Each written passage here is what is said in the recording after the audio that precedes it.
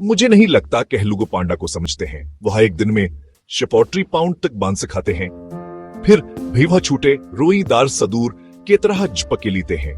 दीव ही कल पांडा चीन का जिंदा खजाना है, अमन की लामतावर मुवाफकत का माहर। हाँ, अगर चेहरिच की तरह बने होते हैं, पांडा जिया हतर बांस पर जिंदा रहते हैं, शाखें पते तने चबाते रहते हैं। असखूरक में कैलोरीज कम होती हैं, इसलिए पांडा तो अनाइब जाते हैं।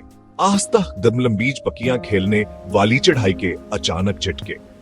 बच्चे पांडा पैदाइश के वक्त छूटे गलाबिया और हैरतांगीज तौर पर नाजुक होते हैं।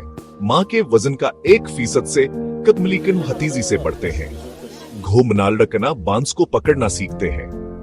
पांडा जिया धतर सीचवान में रहते हैं, शांगसी में रहते हैं, गांसो में रहते हैं, जहां महफूज जखायरा और बांस के गलियारे उन्हें फलने फूलने में मदद देते।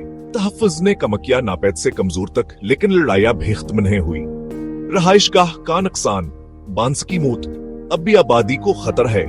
हाँ, महकीन पांडा की अफजाइश करते हैं, नकलो हरकत को ट्रीक करते हैं और जंगलात को बहाल करने में मदद करते हैं।